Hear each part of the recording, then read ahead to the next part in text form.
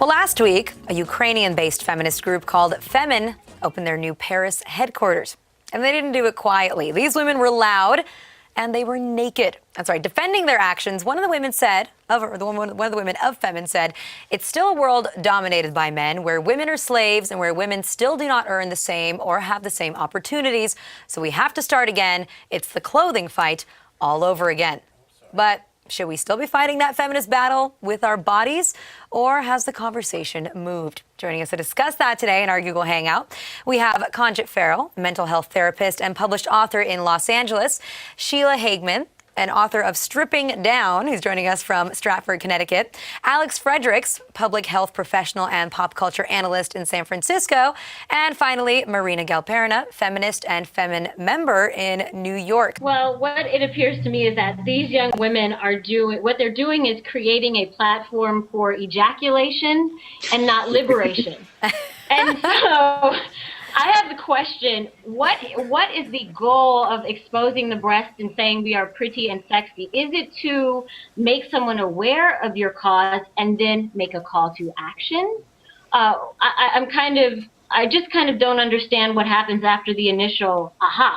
When the human male animal is aroused, usually his rational facilities kind of decline and his objective becomes more of ejaculation. So I'm not so sure that the male would process these philosophical concepts in a state of arousal. So it goes back to what their goal is. All right, I feel like we have to let Alex weigh in here. Alex, since you are the sole male member of this group and joining this conversation right now, what's your take on the matter in terms of the arousal aspect and on from there? Well, I've never tried to read Hegel while turned on. I can't confirm or deny whether I can understand philosophy, but you don't become. The idea that that being turned on somehow shuts down any processing faculties is a little simplistic, and you do actually, for any sort of arousal, sexual or anything else, context matters. Well, their main objective has been from the start, what they're running around is to defeat the sex industry in Ukraine, which is quite exploitative, but I mean, I've had these conversations with them about, like, can you imagine an ethical sex worker?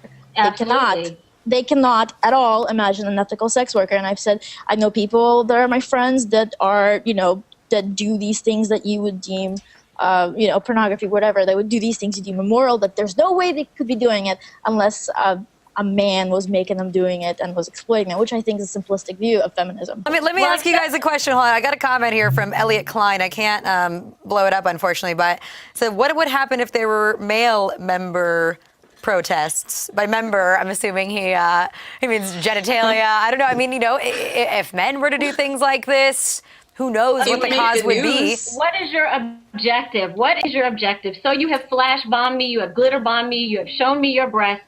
I'm aroused by it. I listen to your message, and then what? Then what? Do you want me to change policy and treat with you after I've looked at you naked all day? Well, it is a form of just making a very potent protest. I mean, for example, what did Pussy Riot do when they danced on the altar and they're getting 2 years in jail on October 1st when there's not going to be a successful appeal? What did they do? They didn't break into Kremlin and cause a revolution. No, they attacked the visual culture of the church by putting a protest in there, and now everybody knows about it. I mean, so it's more about drawing attention to an issue. Let me just show you guys, another organization that we're all familiar with, Peta. Right? And this is an organization that fights for animal rights, and they have now become famous, notorious, whatever you want to call it, for also using nudity in their ads. Here's one for I'd rather go naked. They often get, famous celebrities. This is Susan McCabe, but they've had a lot of other names also get behind it and say that I'll go naked for PETA for this cause. So how is that different? Why is it okay when PETA does it? To me, what I'm seeing as the difference is with PETA, you see clearly what their message is. Yeah. It makes sense. I'd rather go naked. Okay, that makes sense. I get it. I get the objective. I get what they're fighting for. When I look at these other women, I just feel like there's a lot of ego going there. And you hear them, they're like, we're naked and we're pretty. It's like, okay, are you doing this for the attention, or are you really trying to get your message out? I don't see the message being shown. I just see them being naked.